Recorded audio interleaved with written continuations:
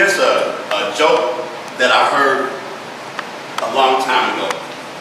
And I can't tell this joke everywhere. I can tell it here at Open Heart, I think, but some places I'd probably get kicked out. But the story goes like this. One day, Jesus walked into a bar. You know, it begins with that line. And as the patrons in the bar were glad to see Jesus, they started buying him drinks.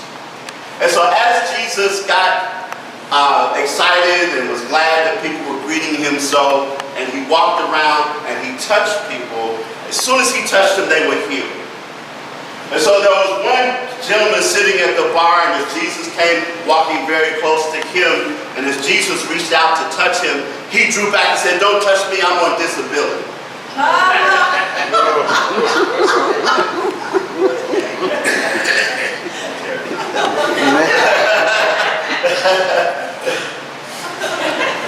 But you would think that people would want to be healed. And yet I think about the story that's found in the Bible, in the New Testament, in the Gospel of John, where we're told that there's a man that has been sitting by the pool of Bethsaida for 38 years. The legend goes is that anytime that an angel would come down and stir the waters, the first person that would go into the waters would be healed.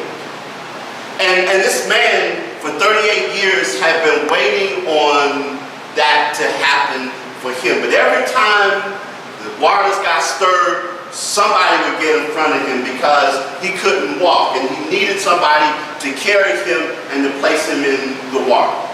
So it took him those 38 years, and then one day, Jesus came walking up, and he saw the man, and as he started talking to the man told him his story, and he said that every time that the angel stirs the water and I get ready to get up or get somebody to take me into the water, somebody gets in front of me. And he continues on with his story, and in the midst of his story, Jesus asked the question, "Do you want to be made well?" Now, that might seem like man's been waiting 38 years to get in the pool, but in that time, it hadn't happened for him. And Jesus, rather than doing anything else, asked him the question, "Do you want to be made well?" And I thought about that for a number of years now. Because, you see, healing takes us beyond our comfort zone. Healing takes us from what we're used to being, the way we're used to being. It takes us to something else. You know, it always puzzled me why he would ask him that. And then one particular time I remember, and this was a number of years ago, and this was kind of in the change of seasons, changing over from the spring to the summertime. And I was lying in bed that morning, and my air conditioner came on, and it was still sort of cool. It hadn't gotten hot yet. And so I was laying in bed, and I was actually freezing. And I knew I had still another hour or so before I got up. So I laid in bed freezing. And finally, I got up when it was time for me to get up at that time. And just as I got ready to get out of bed, a very small voice said to me, it said that this is how it is for you in life. That oftentimes you are more willing to stay stuck in a position or stay stuck where you are because the idea of change, the idea of moving seems more uncomfortable than you are now. And I thought about that, and I immediately got it. That so often we are in a situation, a circumstance that is uncomfortable for us, that is even painful for us. But oftentimes we are more willing to stay in that situation, the circumstance, because we believe that it's more uncomfortable to get up or to change. And so that's what happened here when Jesus said to the man, "Do you want to be made well?" He was challenging him because he understood that it was easy for the man to tell his story. And so often what happens is we stay stuck in our story. We impose limitations on ourselves, and then we suffer because of them. I remember years ago, a person came to me on behalf of one of her family members who was trying to find a job. And she said that, I know that you get a lot of have a lot of contacts and probably get a lot of leads on jobs. I said, I do. She said, I'd love for you to help her. So she made an appointment with me. We sat down to talk, and she started telling me about her boss and how just mean her boss was and how uncaring her boss was and how much she wanted to be away from there, how much she hated her job. And we went on, and she continued to tell me about those things and everything. I said, well, I will take your resume. I'll look at what you can do. I'll touch base on some of my contacts, and we'll do what we can and see what we can do. And so in a few days, I actually have found several people that were interested in her. I sent her an email with all of the information and everything like that. I didn't hear anything from her. One or two of the people called me and said, is the person going to call? I haven't heard from them. So I called her on the phone, and we began our conversation. And as we started talking, and I said, well, did you get the information about the job? She said, yes, I did. Do you think you're going to apply? She said, well, let me tell you what my boss did. And the conversation shifted to that. And then we got off the phone, and I sent her some more leads and everything like that, and I contacted her again, and what she said to me, and you know what happened at work today, and suddenly I realized what was going on with her.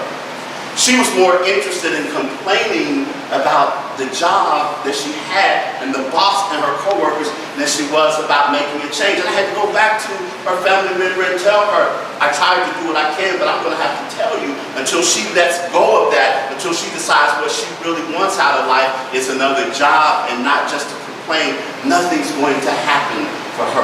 We can stay stuck in our story. We stay stuck in our story so long, and we get stuck in other people's stories as well. People telling us how miserable life is. People portraying how things are bad around us. And there are things happening. We can look in our society today and see the things that are happening, the injustices and the kinds of things that are around us, and we can get stuck there. We can stay there, and it can discourage us and frustrate us and make us feel as if we are less than what we truly are. It can be debilitating. It can be depressing. It can be discouraging. We can get stuck in those stories. And then when we get stuck in the stories, whether they're other people's stories or our stories, we start to think that's who we are. You ask somebody, who are you? And you begin telling them, this is who I am, this is my story, and we stay stuck. And so, when we become our stories and our situations and our circumstances, we identify ourselves in that way, and then we depend on other people, like the man in the story, to carry us. We expect that other people are going to rescue us, that other people are going to make the way for us, that other people are going to do things for us. We get stuck in that story thinking that that's going to happen, not recognizing and realizing that, and we become dependent on other people to carry us. But this morning, I want to invite you, as a matter of fact, I want to challenge you.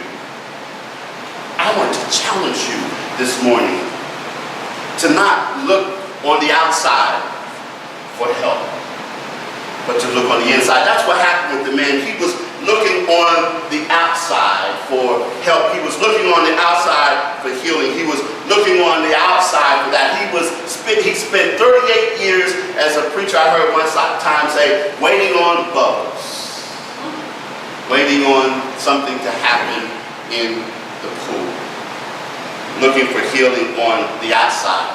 But healing is an inside job. Eric Butterworth said, God can do no more for you than God can do through you. Let me say that again. God can do no more for you than God can do through you. You might think that sounds a little bit strange, a little bit funny, but the thing of it is if we won't allow ourselves to be open to all that is.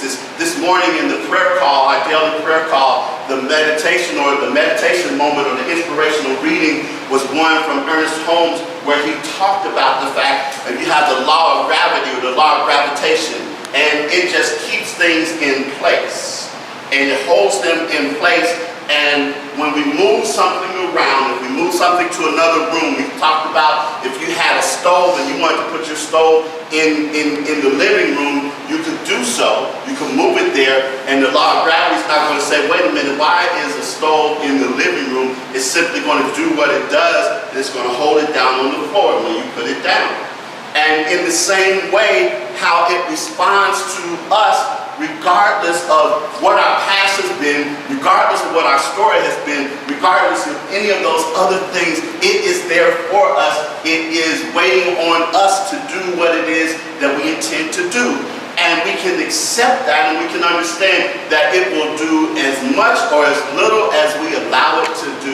God can do no more for us than God can do through us. And so, when we look at this and when we see what is happening with the master teacher, Jesus telling the story about the master teacher, Jesus, we see Jesus saying to the man, do you want to be made well? And a lot of people will point to the idea that actually it was Jesus having this miraculous power and ability to heal the man, but I think that there was something else at work. I think Jesus knew what to do, and when you know what to do, it makes all the difference in the world. When you know what to do, it does that. I thought about a few weeks ago when we finished up here at Open Heart, and I made my way home. Emma was, I think, at another event or something like that, and as I got ready to walk in the door, I got a text message from a friend of ours, a family friend, who said that she and her father were headed to our house. And I was a little bit puzzled because the messages came out of sequence, but I finally made out enough to understand that in our kitchen, we had 2 electrical outlets that weren't working. And Emma and the friend had a conversation, and in the conversation she shared that her father was an electrician that was going to be visiting town from Mississippi, and they would see if he could come by.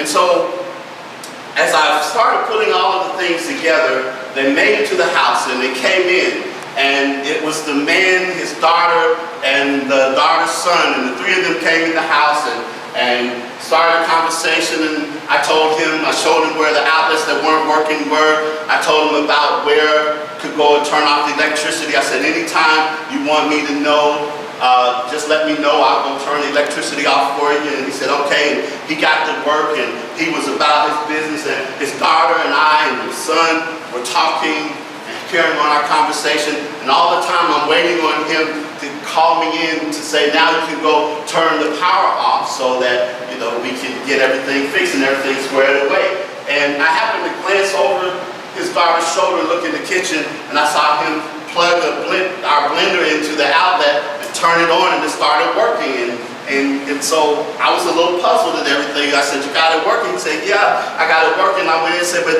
you didn't even have me to go turn the power off for you. And you always know when you're working with electricity, first thing you do is turn it off and everything. And he had this really kind of sly grin on his face. And he said, when you know what you're doing, you don't have to go through all of that.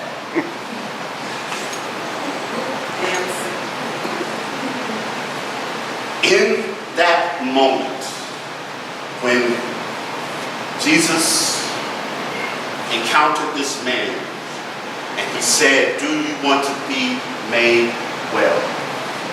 Jesus was standing in his Christ consciousness, in his awareness, in what we talk about here, about the fact that deep within us is that presence and power. He was standing in that when he encountered this man, and he didn't see the man as being crippled or unable to walk. He saw him as whole, and he invited him by asking him the question, do you want to be made well?